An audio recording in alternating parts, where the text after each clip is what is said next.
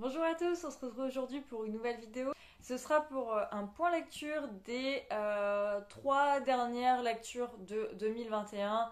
En tout cas, celles que j'ai fini à temps parce que j'ai deux lectures euh, qui seront à cheval entre 2021 et 2022. J'en profite pour vous souhaiter une très bonne année 2022, que tous vos projets, vos souhaits se réalise en cette nouvelle année et c'est parti, sans transition, pour le point lecture. Tout début janvier, j'ai lu, je vous en avais parlé, Le Crocus jaune de Leila Ibrahim chez Charleston. C'est un roman historique qui parle aussi d'esclavagisme dans les champs, dans les cultures. Et j'avais commencé à le lire et je vous en avais parlé dans le dernier point lecture, j'en étais à peu près à la moitié, il me semble.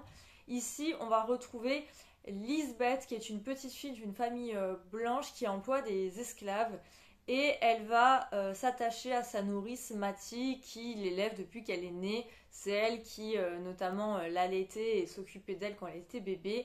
Et elle va avoir une relation très forte avec elle, à tel point qu'à un moment, quand elle va devoir se séparer de sa nourrice, elle va se laisser aller, elle va plus vouloir manger, etc.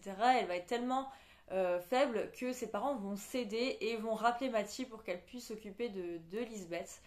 Et en fait, à l'arrivée je sais plus si c'est un frère ou une petite sœur, il va y avoir une nouvelle nourrice qui va s'occuper, et du coup, au fur et à mesure, Mathieu va partir, et il va se passer un événement qui fait que de toute façon, Mathieu va s'en aller. Et plusieurs années après, on va retrouver Lisbeth. En fait, Lisbeth, on continue de la suivre tout au long de sa vie jusqu'à temps qu'elle est adulte et qu'elle se marie.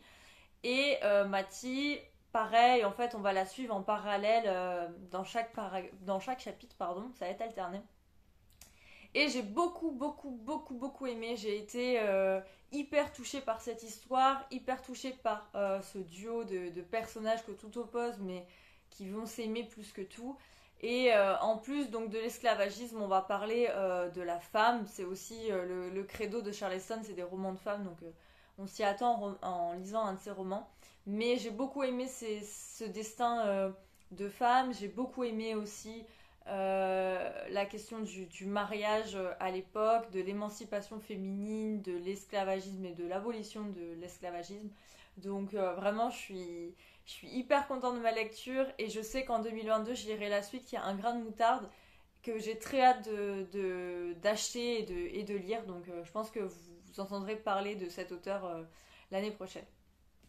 Enfin, cette année, parce qu'on est déjà en 2022.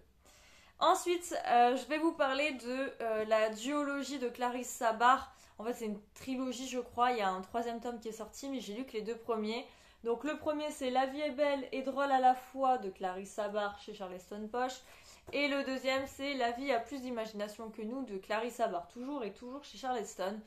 Ici, on est dans une romance de Noël. Donc là, c'est l'année qui suit. Donc, je vais plutôt vous parler du premier tome. Ici, on va suivre Léna, qui est une jeune femme avec une vie notamment sentimentale assez compliquée et qui n'aime pas forcément Noël. Mais sa mère a tellement insisté pour qu'elle vienne fêter les fêtes dans la maison de famille qu'elle va aller passer le mois de décembre avec son frère et sa nièce chez sa mère. Et le problème, c'est que sa mère n'est pas là. Elle a juste laissé une lettre pour dire que elle leur souhaitait de bonnes fêtes, mais que elle était partie et qu'elle voilà, il y a un gros secret autour de ça. Et en plus de son frère et de sa nièce, elle va pouvoir fêter Noël avec sa grand-mère qui habite très proche de sa mère. Et elle va notamment retrouver aussi Clément, qui est un amour de jeunesse, qui tient le restaurant de la ville, du petit village où habite sa famille.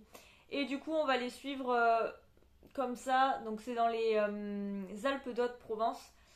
Et voilà, donc on est dans des secrets de famille, dans les fêtes de Noël. Donc, on est vraiment typiquement dans la romance de Noël. J'ai beaucoup apprécié. J'ai trouvé qu'il y avait pas mal de potentiel. Après, comme beaucoup de romances de Noël, j'ai trouvé ça très cliché, mais justement, j'avais toujours pas commencé à lire La plume de l'auteur et ça m'a bien donné envie de lire ces romans contemporains. Donc l'année prochaine, autour de Noël, j'irai avec plaisir la suite. Et puis là, pour ce qui est du premier et du deuxième tome, le deuxième tome est aussi sorti en poche, donc vous pourrez vous les prendre. Soit vous êtes encore dans le mood Noël, neige, etc. Et à ce moment-là, vous pouvez le lire là en janvier. Sinon, vous pouvez vous le noter si vous cherchez des bonnes romances de Noël pour l'année prochaine.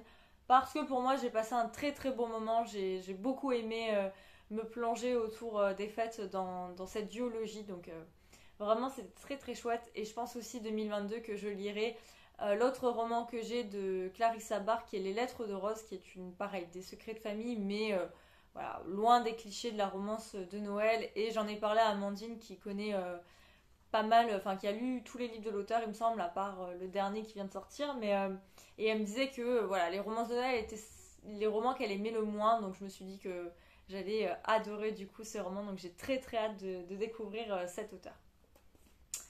Donc voilà, c'est tout pour ce point lecture qui est très très court, mais je vous avais dit que je reviendrai juste pour vous faire des retours quand j'avais de quoi parler. Et sinon, je pense que je vous en reparlerai pas, donc je vais vous en parler maintenant. Je suis en train de lire Vertige de Franck Tillier, qui est un huis clos. Ce sont 3 personnes qui vont se retrouver liées et prisonniers dans une grotte. Et l'un d'entre eux va porter un casque et qui fait que avec une bombe, ce qui fait que si les 3 personnes s'éloignent de je ne sais plus combien de mètres, la bombe explose et du coup forcément le monsieur décède sur place. Et du coup voilà, on est dans un huis clos à la Franck Tillier et je suis assez déçue, c'est pour ça que je mets du temps parce que normalement en plus c'est un court roman de 300 pages, du Tillier ça se lit tout seul, mais j'ai exactement le même problème que j'avais quand j'ai lu Puzzle. Alors après, euh, l'inconvénient, c'est que je le lis 10 ans, plus de 10 ans après tout le monde, donc forcément, il y en a entre deux que j'ai lu et qui ressemblent et qui a la même intrigue, et voilà, pour moi, il y a peu de surprises. Je m'ennuie pas mal et du coup, je suis assez déçue. C'est quand même un livre de Franck Tillier, donc je le finirai jusqu'au bout. Là, je pense que si je m'y mets en 1 heure, c'est fini, mais vraiment, je le mets de côté et j'ai du mal à le lire. Donc je pense que voilà, je vais le finir, mais honnêtement, je pense que je vous en reparlerai pas dans le prochain point lecture. Il n'y a aucun intérêt puisque c'est pas un livre que je vais vous conseiller de l'auteur. Il y en a tellement d'autres qui sont carrément mieux et que j'ai beaucoup plus apprécié et qui valent le coup de le lire.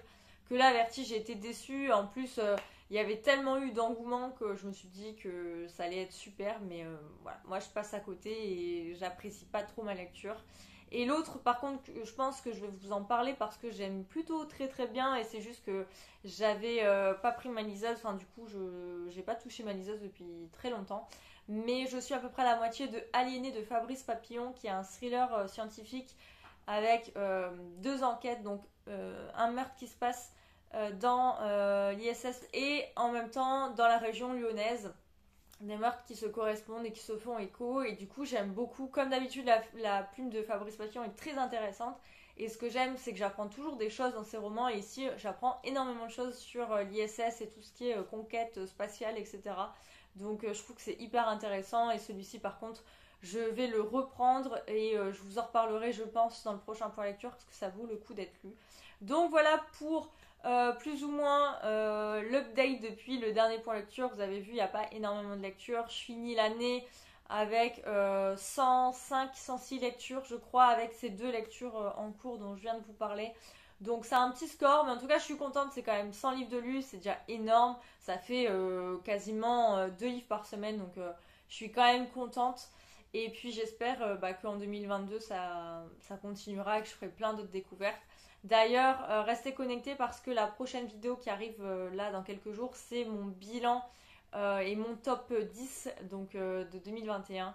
Et du coup, là, je le tourne juste après celle-là et je sais que je suis très pressée de vous reparler parce que c'est 10 lectures qui m'ont marqué et je sais que c'est 10 lectures que je pourrai relire. Et j'espère que vous ferez de belles découvertes et de belles lectures en 2022 grâce à ce petit top 10. Donc, restez connectés. Et vous pourrez mettre, je pense, le petit rappel puisque je vais le mettre en ligne quasiment en même temps. Donc comme ça, vous pourrez vous mettre un rappel pour être notifié quand la vidéo sort. En attendant, je vous laisse. Je vous souhaite de très très bonnes lectures. Je vous souhaite encore une superbe année 2022 et je vous dis à bientôt. Ciao!